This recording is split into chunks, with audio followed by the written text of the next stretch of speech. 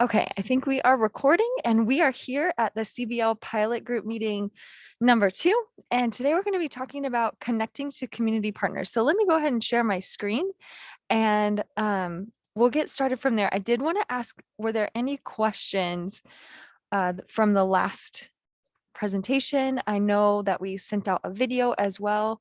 Did anyone have any questions or comments? I know that some people are currently working on projects as we speak. No? All right. That's okay. So today there's a lot of different topics within community-based learning, which, as you know, we've also expanded that out to experiential and community-based learning here on campus. So if you see CBL or ECBL, that's kind of what that means. So I asked the group at the end of last session just what they wanted to learn next. And so connecting to community partners was a big one. So we're going to go through how to connect, what the paperwork involved is, and how to find a community partner. Because if you're starting from scratch, it can feel a little intimidating. So we'll dive in.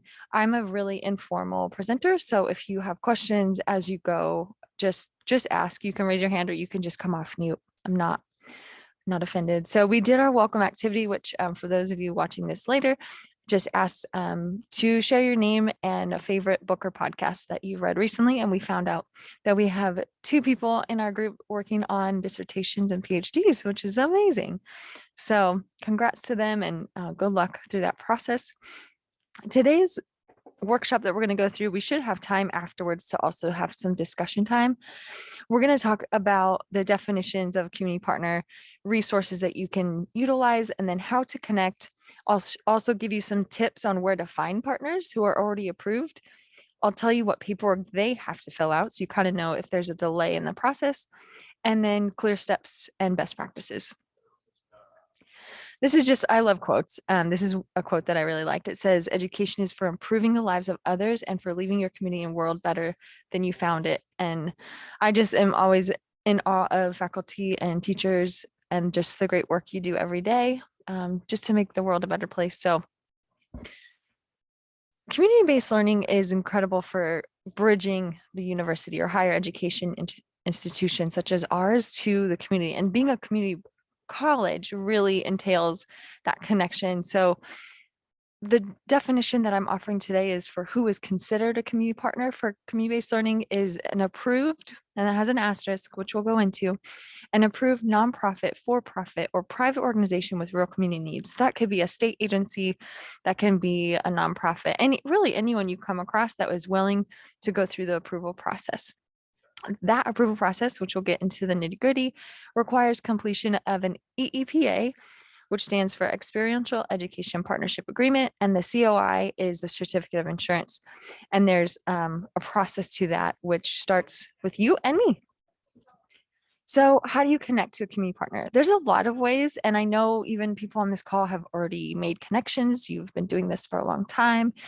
So this might not be as relevant, but some ideas would be to ask students. You can, if you know you have a project that you really want to do for community-based learning, you can make that part of the class if you want to get some ideas, especially since the fall is wrapping up. You can even ask for spring, right? So wouldn't necessarily affect them, but it could help the next group of students. You can reach out to your established contacts. So I know Kim, for example, you work with IRC, correct? Yeah, you have a lot of groups that you already have established connections with. You may even have colleagues that you know, or even friends out in the community that are working in businesses that are applied to the curriculum or courses that you're teaching. You can search for community partners who are already approved, which is a really great deal because then you don't have to do the whole approval process. Hi, Diane, welcome. And I'm going to show you through the contract lifecycle management system, which is actually, it's available to you, but you may not know about it. So I will just go ahead and show you that system that's within the district. And then if you have a new community partner, we created a Google form where you can request us to reach out to them to get the proper paperwork. It's bit.ly at community partner request form. I will get this to you because obviously that is not a live link, but I will make sure that I send it to you after this call today. Okay, so I want to take a quick minute. I'm going to stop sharing real quick and then reshare with just a Google screen. You're welcome to follow along. I think that it's probably something you may have passed by, but you just didn't realize. So, what I like to do is I go to, can you see this, the Office of General Counsel screen? Yes. Okay. Sometimes with Zoom, I can't tell which one it's sharing. So I go to the Office of General Counsel. I have a favorite on that link. Then I scroll down to the third bullet point here. It says contract lifecycle management. And I can send you obviously this presentation as well, but this is just a hack that I've realized not a lot of faculty know about, but this is what I do when someone says, "Hey, is this business approved?" So I'll show you how to do this. So it will ask you for your sign in. And when you may have to do a duo. Let me see. Oh, no, it allowed me in. So I like to go to view all contracts. View my contracts probably wouldn't apply just because that's for people who are starting the approval process. So go to view all contracts. Now, let's say you're looking for, does anyone have an example of a company that they maybe have in mind to work with or have worked with and just kind of want to see? Should we maybe do the International Rescue Committee, or Kim, do you have one? There's another that we've worked with in the past. It's called RICE, Refugee Immigrant for Community Empowerment. I'd love to see Rice. current. Yeah, refugee and immigrant. And that's the official name. Uh-huh. Okay, so this is good to know because this system is not very forgiving. You have to write it exactly how it is. Is this, I'm going to open this up and you tell me if that's the correct name. No, that's heirs. Okay, that's a Okay. different one. So Okay. that's heirs. Mhm. So should I try rice? Yeah, try rice just to see. Thank you for using this. This is Yeah. great. No, this is great. I didn't know this existed. I had always gone through Dwayne Oak's website, Oh and I my haven't gosh. checked in 2 years. And Ye- it's, yeah. This is at your fingertips. So I'll tell you kind of what we're looking for. I'm not seeing it right here under company name yet. That could be because they didn't list it as rice. Do you know what rice stands for? Yeah, refugee and immigrants for community empowerment.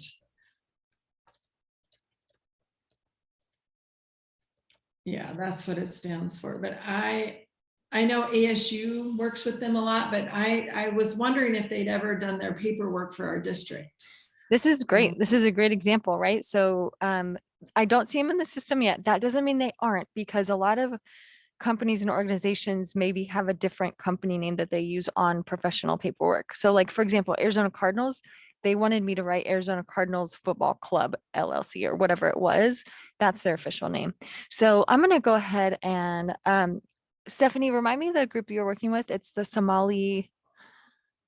Somali refugees. I just don't know if that's the official name. I know Think it was came like, up. Yeah, maybe she's Somali United. yes, I think There it this. is. Okay.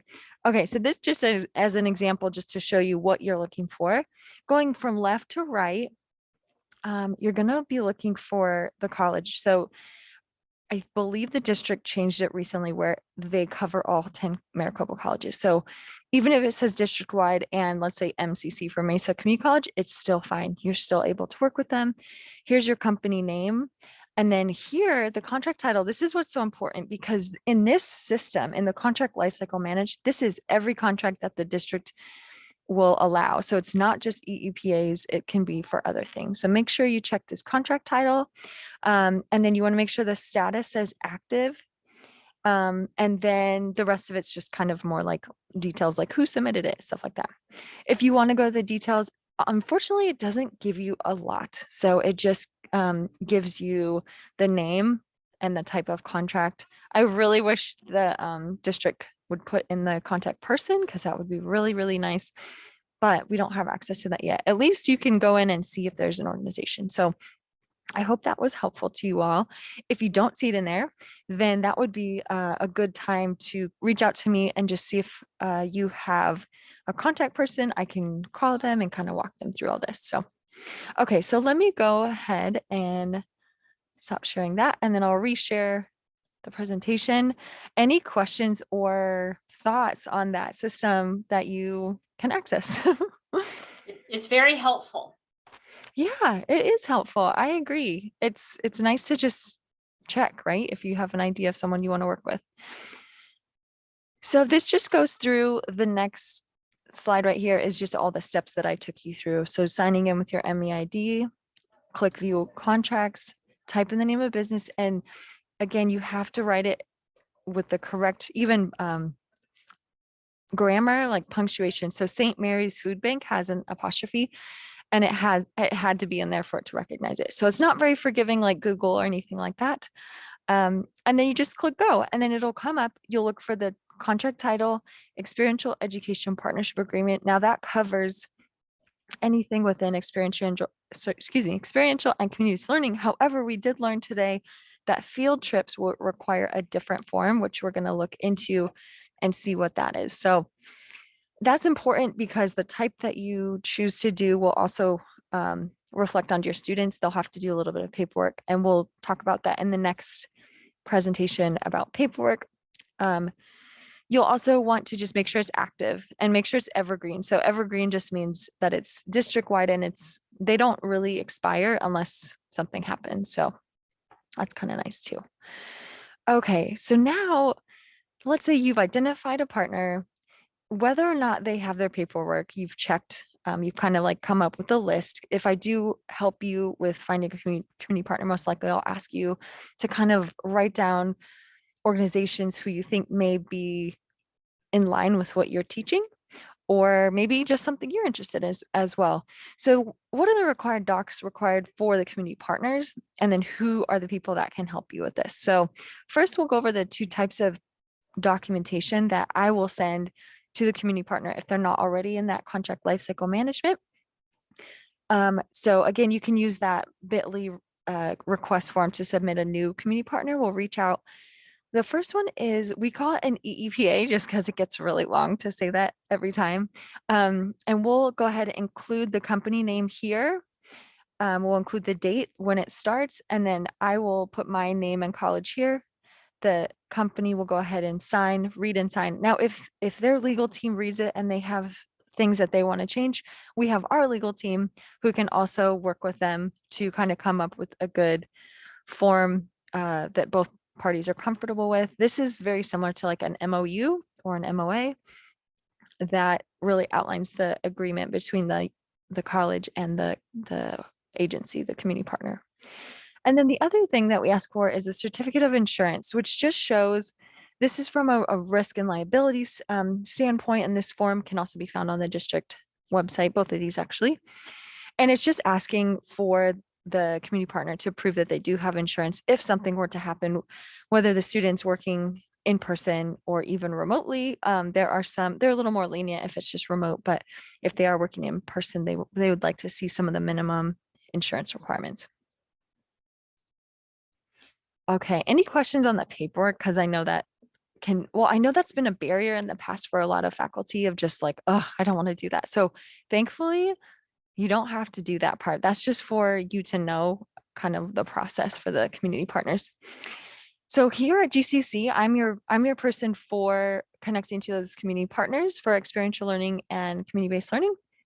What I would do is I will work directly with the company and just let them know kind of what our program is and what the paperwork requires. I'll send it to them in an email, and then usually they'll send it back signed to me, and then I route it to, we have a person here on campus in the business services department who will process it and then route it to district legal and risk, excuse me. And those are two separate departments. They both require a signature on the paperwork to be approved.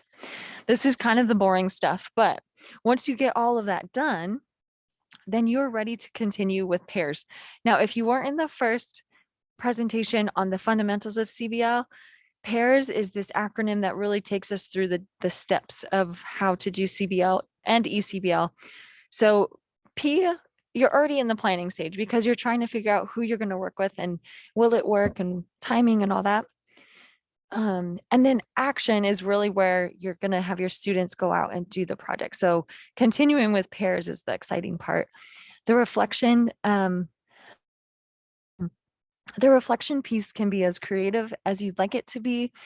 And evaluation, we're working on getting some assessments that you can share out, just kind of some standard ones. It'll also help for us as a campus to be able to say, hey, kind of like what Rajmi's studying is, hey, how many faculty are doing some type of experiential learning and community-based learning, and what's the impact? Can we use that data to see if there's any impacts, like our students, is the retention rate higher, those types of things.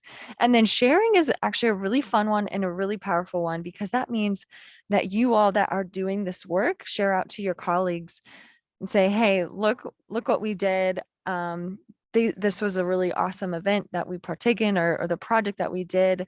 This is what the students learned. We could put it in a video format, a story format, however you feel comfortable. This was actually, the sharing piece was indicated on a survey that I sent out about this time last winter. And a lot of the faculty said, man, we really want to know what other people are doing. And I found, even just in talking with groups of people, they get, even the faculty members get more motivated to do this because they realize other people are doing it.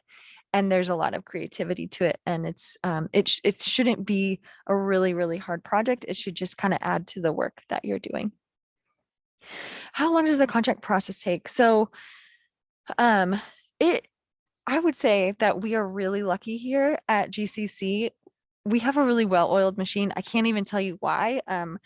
I think I move quickly. The business service person works quickly. So I would say it ranges depending on the company. So if and I'm saying company, community partner, agency, those are all interchangeable. It depends on them. So if they have a larger agency and they need to get signatures, kind of send it up the ranks, it can take a little longer. But I would say the fastest I've seen it is within a week. And the longest I've seen it is, I mean, probably still going on, but like 6 months if they're just not getting back to me. So I would say average though, 2 to 3 weeks. Not a terribly long time.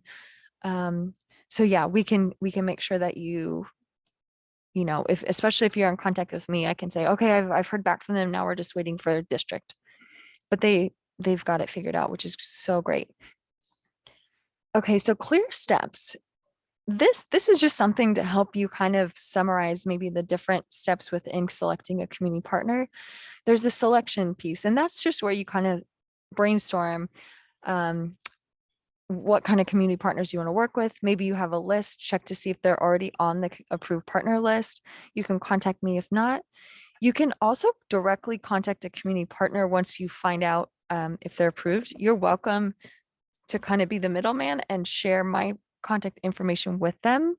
So let's say you have a contact at a community partner, you checked in CLM, which is that contract lifecycle management. You're like, okay, I don't see him in there, but I know this person. So I'm going to call them and say, hey, I'd really like to do community-based learning. Do you think that would be a good fit? And you can kind of chat about details, and then just let them know, in order to be an approved partner, you'll just have to do a little bit of documentation, and I can send you to the right person. So you're welcome to do that as well, or you can just send them to me and I can try to find a person that will work with me on that process. Then there's the coordination piece. So just coordinating with the community partner. This is all the logistical details. How does it tie into your curriculum? How are both parties going to benefit? So it depends what type of community-based learning that you're doing. Let's say it's volunteerism. The company or the agency or community partner that you're working with will definitely be the beneficiary in that. But let's say you're doing service learning, then both parties should equally benefit.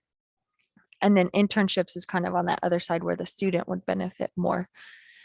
And then the action is really just getting out there, doing the projects. Like this Friday, Stephanie is taking her class to the Somali United, I can't remember the official name, but they're going to go and just work together with the Somali population on a project that she coordinated.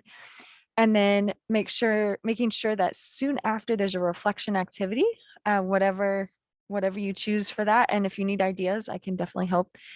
Also, something that we overlook often is some sort of appreciation. So a thank you note, maybe I personally like to write like actual cards, but if you just want to send an email, I think that could be really powerful too, just to let them know that you appreciate the time that they spent. Also a good time to maybe follow up with them and say, do you want to do this again? Because recurring projects can be really powerful too. Just extending that relationship, having a sustainable relationship with an organization is really great. And then you want to make sure you provide an evaluation to students and community partner. This piece, again, don't worry too much about it yet because we are working on creating an evaluation or assessment survey type tool that you can actually give to students, and then also one you can give to community partners. And then the data would just come back to Qualtrics, which is what our campus uses, and then we could analyze it from there. So I also put this line on the bottom here, just saying stay in contact with the community partner throughout the year, especially if you're planning to do this over and over each term, just to keep that up. So here are just some best practices. And I also want to hear from you all if you have any other ideas just with your experience. So some of the best practices I found in the research, I have a lot of articles too, if you want to read more, but making sure to check the power dynamics. And what does that mean? So some of the research that I read, there was the positives of CBL and the negatives of CBL. And one of the negatives was that it was imbalanced with power. So higher education institutions, I think, have a history of kind of going in and working with community, but maybe not giving the community agency more of a voice. And so just making sure you're working with them and not, you're not working for them or above them or below them. It's you're working with them. So it should be an even playing field. So both sides have space for contributions and edits and that sort of thing. So that's what that power dynamic is. Partner sustainability is really looking at, is this a good partner? I think for the first one, it's kind of, trial and error, just seeing if it's a good thing. Can you improve it?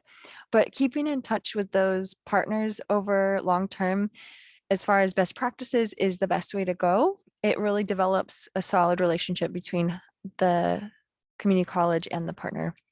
And again, mutual beneficial reciprocity, mutually beneficial projects. Again, that's just where both sides are walking away feeling like, wow, that was a great experience. Not just like, oh, wow, they took a lot of our time and energy. So making sure it's going to benefit both. That also includes that co-teaching, co-learning. That includes, when you're working with your community partners, making sure that they have a place to teach as well, or their clients can teach your students, something like that. And then these are all kind of the same. Actually, now that I'm looking at them, recognizing positionality. So again, it's that, the under, over, equal type balance of making sure the community partner has space and the volition, to decide as well. Because I think there's just history with colleges and community partners that have been hurtful in the past, and that's kind of what came through in the literature. So as far as best practices, those are some ideas. Does anyone else have, just through practice, like what has been something you found or something maybe you anticipate that you'd want to be aware of before you go into this partnership?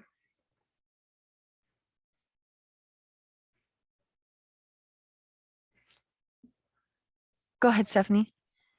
I think the fact that they're already kind of vetted in a way, I felt safe that they're kind of vetted by the college already. So I was able to already choose something instead of going in blindly and trying to find them myself. That just kind of gave me a sense of like, okay, they're already there. They already work with people. We're good to go. Yeah, very good point. Kim, what have you found with your interactions? Like, what has worked best? Because I know you've been working with multiple organizations over many years. Maybe you're not even aware of it because it's just a well-oiled machine at this point. But what are some things that you would recommend for other faculty members working with partners just to make sure that it's mutually beneficial? Well, I think, and actually, we have used multiple partners just depending on what our students wanted to do and what their needs were, because at different times they have different needs and different projects going on. So some of the projects we've done in the past, they're not doing right now. So then I will need to have a project or a placement for someone now. So that's why I think getting to know many different partners is very helpful, because not all will work for individual students. So I also like the list. I did not know about that today. It's very helpful to know. Much easier to see really than what I had experienced before. And I just like knowing that all of the legal things are taken care of, so nothing comes back to haunt us. So Absolutely, yeah. And the next time we meet, well, I'll let you choose, but most likely we'll go through the paperwork side, and that way you can feel completely prepared that if there was an audit or if legal did ask you questions, you'd be like, well, we've done everything that we've been asked to do. So I'll make sure that you all feel competent in that. And that's a really good point, Kim. You do not have to just work with one. So I have, for example, honors program, they ask their students to work with an organization for at least 4 hours every term. And so they provide a whole list. And again, they're all approved. So it just depends on how you want to structure your community-based learning project. So we can talk about that too. If you ever want to just have a one-on-one consult, you can reach out and kind of brainstorm. I really enjoy that part actually. So we're ending the rest of the presentation. We'll have time just for discussion, but you don't have to answer this out loud, but just kind of some homework for you is to reflect on who are 3 organizations or contacts that you can reach out to this week. So maybe it's new partnerships for those of you that have been doing this a little bit longer. Maybe just researching, and you all know the departments you're in and you all know what your syllabus objectives are for the students, and just really taking some time to, whether or not they're on the list, you can go either way. You can go from looking at the list, or you can actually just write them and then look. I also have a resource I'll share with you. It's very similar to CLM. However, if you noticed on CLM, they did not provide you any contact information or websites. So my awesome student workers here in career services, we have, I don't think it's 100% up to date, but it's got 1,000 contacts in it. And we actually have added some contact person, or we even included the mission. So like if you think a company name sounds interesting and you read the mission, you're like, oh wait, that's like not even close to what I thought it was. It just kind of gives you an idea so that you can choose a little bit easier. There's even a location of like, where is it located in Phoenix? You can also do CBL online. So that's just a matter of how you plan it with your community partner contact. So Diane, I see your comment. You're in the art area, which I love, and looking for creative opportunities. There are so many. And so whether you want to reach out to me, we can do like a little brainstorm session or consultation. We can look at the agencies that maybe you already have in mind because you're in that field, or we can also look at the list and see who's already approved. So different ways to approach it. We're really flexible here in career services. We just want to make sure that you feel supported and have all the tools. Yep. Awesome. Awesome. Okay, just wrapping up the presentation, and we'll just talk about stuff. Resources available for ECBL and CBL is that we can help you with paperwork, partnerships, and activities. So even just this last week, I sat down with an English faculty and we walked through her classes and how she just really wanted to freshen it up. And we talked about activities. We didn't even get to the community partner yet. We just talked about activities. And so you don't really have to approach it in a certain step, but before you can move on to actually doing it, you'll have to get all of those things kind of planned out. That's the link again for the community partner request, which I will send to everyone in the next email. The ECBL website, we're really hoping we can get this up. Izell and myself are talking to Cheryl from CTLE this week. So keep your eyes peeled for that. And then we also are going to be offering professional development just like this throughout the year, which you're already involved in this, but as the years develop and the momentum keeps going, we'll keep offering different opportunities. And then we also have an ECBL committee on campus, which Stephanie is involved in right now. And these are faculty members and staff members that are just going to be championing this type of work and trying it and learning. So really thankful for all of those individuals on that committee. Here's you all probably have my information. And then if you do like social media or you just want to follow career services, I always put a plug in because we offer a lot of really great panels or discussion talks. I know for fitness and wellness, we just spoke with the US Ski and Snowboard, kind of the fitness sports conditioning director. And so you can see what's available for your students as well. We also do weekly workshops on resume, cover letter, job searching, internships, career interviews, all those things. So other ways to connect and support you. You're welcome to do that survey if you would like. No worries if not. I think it was just a standard one that I had on there for you, but I'll go ahead and unshare my screen. There's some references there. And I'd love to just chat and see what you think and maybe even feedback on the presentation or just where you're at with the community-based learning.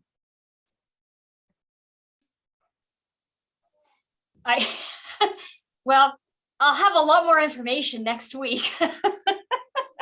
Yeah, that's great. It's going to go really well or really bad, but I'm going too. So I'm really excited. Good. Yeah. Can you tell us what the project is, which class? I'd love to hear more about it. Well, it's HES 210 and it's culture and illness and it's an honors class. So luckily it's my first time ever and I have a very small class. And so they're going independently, but what I've talked to the people there and they are having a big group of the Somali refugees are going to be there and they're learning their English. So our students are going to go and work with them one-on-one. And so Lindsay's been very helpful because she gave me ideas on what to ask. So the students are going to ask some interview questions just about their life, about coming to America. I mean, whatever they're comfortable sharing with. And Lindsay, as I whittle down and get more precise on my questions, I might be contacting you.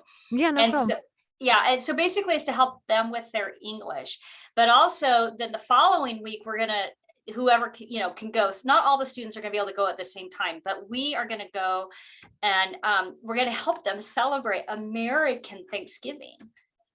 So we're going to bring some goodies to them and, so we're finding out all the parameters, but they're so excited that we're being involved and it helps them because there's more, we're going to be able to help them more kind of one-on-one. So I'll let you know. It may be really good. It may be really bad. That sounds wonderful. Way to go. Sounds great.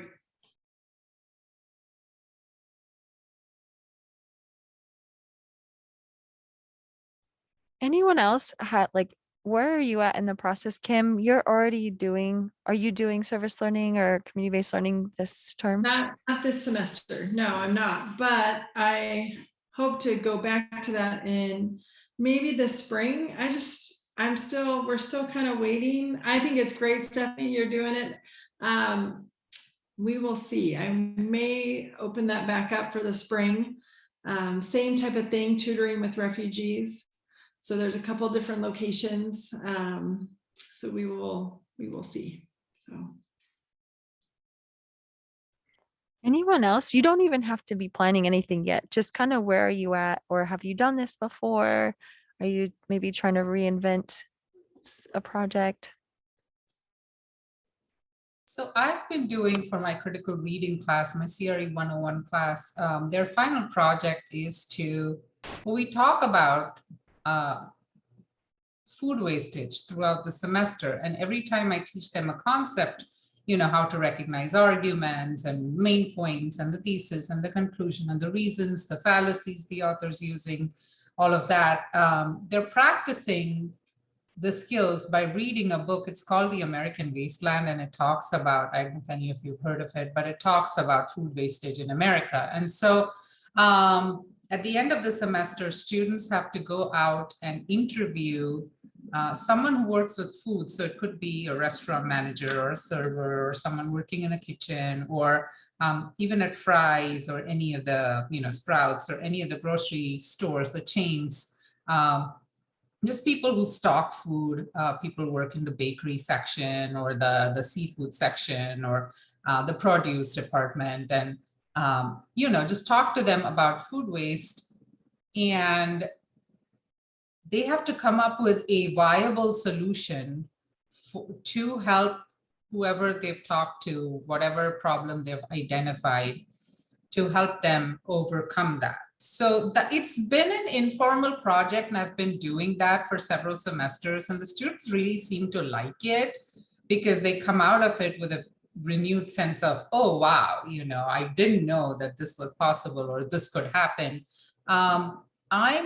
I want to see how I can formalize that a little bit, work with, like you're saying, a community partner, so that it's a little more formal. Right now, it's very informal, and the students are getting what I want them to get out of it, which is critically thinking and reading about a topic and understanding and making their own arguments. So they're getting that. But if I can increase that learning quotient by making it a formal process, I would like that, and I don't know how to do it at this point.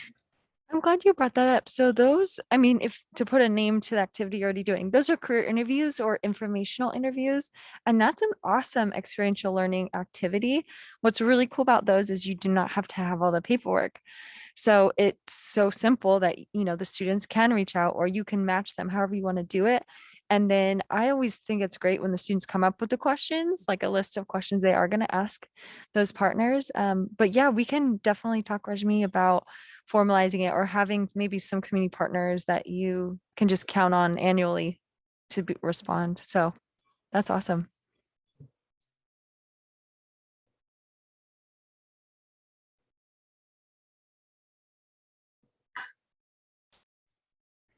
What about you, Christine? I know you've done, you've been kind of thinking about some projects, and have you done Veterans Heritage Project before? I haven't done the Veterans Okay. Heritage Project yet. But you know about it. I was looking into tying something directly with the English 102 class that I teach, which has an environmental, there's a word I want to use and I can't remember what the word is off the top of my head, but basically the whole course is about the environment. And I was looking for a community partner where I could actually have the students go and do something in relation to it so that they could be doing journals afterwards. But now I'm working on contextualize. That was the word I was looking for. Thank you, Rashmi. And you'd think I would remember it because I just finished writing a grant proposal on contextualized learning in English 101 and English 102. But anyway, I'm now working on a contextualized course for English 101 as a project that is based around health sciences. So that's going to take me in a slightly different direction. So I've got a lot of different things I'm trying to figure out which direction I want to go with, because I would love to do that with my English 101 class as well, with the contextualized learning in health sciences. I think there would be a lot of different things that we could do with it that would tie it directly in. And I'm not sure which direction we're going yet. So I'm holding off making any choices because I want to have that finalized before I make any choices to tie it in, if that makes sense. Yeah, that makes total sense, because you have to kind of narrow in on what your goals are. Can you share really quickly, just because I don't have a faculty background, or I'm not sure if everyone knows what contextualized learning is, but can you just briefly share what that is? I can guess, but I don't want to misconstrue it. Okay, so with the English 101 course that I'm working on, which was one of the Maricopa summer projects. So, we've been working on this for about a year, almost a year now, almost 2 years, because Lori was working on this in advance. But what we've done is we've taken the bone structure of English and worked around actual materials that directly tie to the topic of health sciences, for example. And so that means all of the readings and articles and things that the students are connecting with outside of the overviewed English is all about health sciences. So every article that they read is a health science article. The activities that they're doing tie directly with both English and health sciences. And in my English 102 class, every article that they read is connected to the environment, and everything, every activity that they do is connected to the environment. Every essay that they write is connected to those environmental topics. And it all just, it gives them a very structured context within to work. And it's very good if they are going into the field that is connected to it, although it doesn't hurt them if they are not going into that field. But they do have consistent elements that stick with them. And the understanding is, or at least the research says, that having those contextualized elements actually encourage greater student success. That's awesome. That's kind of what I was thinking. Is it just kind of wraps around the topic, but it sounds like ECBL fits great within that style of learning. So that's really good to know. Agreeable, they're not the same, but they're definitely agreeable and friendly cousins. Diane, if you'd like to share, you can, no pressure. If not, we still have about 7 minutes, but just curious if you've started planning where you're at. Oh, okay. Can you hear me? Okay. Yes. Yeah, I recently wrote a grant, and it was approved in the Reimagine grant process. And some of you might have heard, we have a new art club on campus, and I'm the advisor. It's called Art Connections. And our project for the future is to take those FOIs, field of interest, and so far all we have are those little icons. Well, members of the art club are going to go to each department and create a work of art that illustrates those occupations and field of interest associated with each one of those. So it's a pretty big project, but it's, I think, connected to careers, and not just, an occupation or a job, but a broader picture of that, because I just don't think the reason for me writing the grant was the little icons just don't do it. It's just like little emoticons, right? So I think the whole process kind of touches on a lot of things. Students actually going to the departments, identifying the person in charge, setting up an interview, asking the questions, coming back, doing the research, and then illustrating this on a larger work of art. Also identifying, well, where is this going? What wall, or where do you want to hang this piece of art?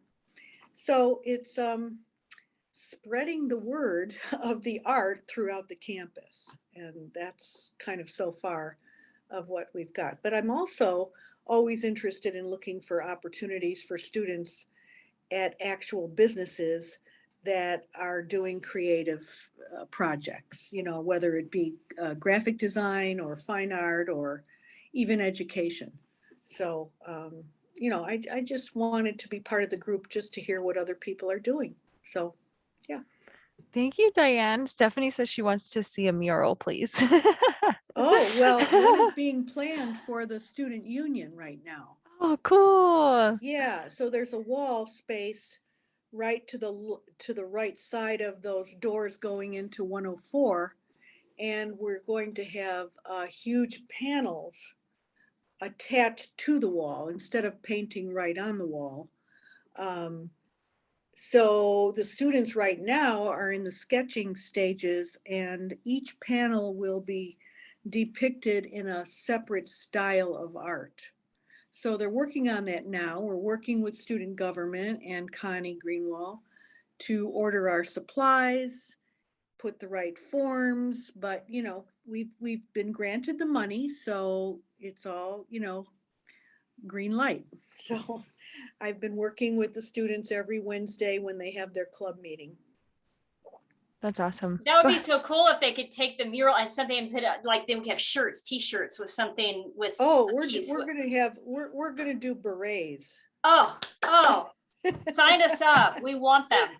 Yes, yeah, it's gonna be a lot of fun, you know, work, of course, but it's the kind of thing I think that's gonna stretch over into the next semester and perhaps even in the fall. So I'm looking forward to it. They're on fire. These kids are on fire. That's so great. See, this is a Mhm. good example of why sharing is so important, just to hear and see like these things come to light, or just even Mhm. follow up with your colleagues, just how is that project going? Or Right, do you see um that piece behind me? yeah, That's one of mine that says, "Be smart, make art." love it. Love it. So yeah, those are great. And I think you really touched on, community partnerships too. We might have community needs right here on our college. So Absolutely. just having, as long as you have a community need, right? A genuine community need, a community partner, reflection, some type of activity, you're good. So I like that a lot. And I'm really excited to just keep in touch on that. Stephanie, do you have a Oh, question? I was just gonna say, we've been doing this all along, but we're really honing in because, with all the numbers being so low on enrollment, we are taking the bull by the horns in fitness and wellness, and we're having a tour on Wednesday. They're bringing in 38 high school students. So we take them through a bunch of little, assessments and stuff. And then we're doing one next month. We just did one last month, and then we have NAU here. I mean, it's just amazing. So we're trying to recruit. We're like, we're just going to take the bull by the horns. I was getting Oh, ready to go yeah. out on the corner of 59th Avenue and Olive and spin a sign saying, come to DCC. Stephanie, you're welcome to bring them into my art classes anytime. I teach color, I teach painting and art marketing. That's awesome. Integrated learning happening right before our eyes. So, ladies, thank you so much for today. We've got like a minute left. I just wanted to let you know the next time we meet, I think we have our date and Zoom meeting already set. We'll talk about paperwork. I know it's not the funnest topic, but once we get through that, then you'll have a really good picture of what it takes legally to kind of do this work. Stephanie just went through a webinar today on how to become dynamic forms user as a faculty. So that means you can send out all the paperwork for ECBL digitally, and then you can store it within your own folder. I love this concept because I think it's helpful. You can archive things year to year. So thank you all. Please enjoy your week. I will be sending out this video once it uploads and the links that I mentioned, and I'll probably try to find an article as well if you're interested. No pressure. You're not going to get graded, just for fun. So have a great week. I really appreciate you all being here. This was a great conversation. Bye-bye.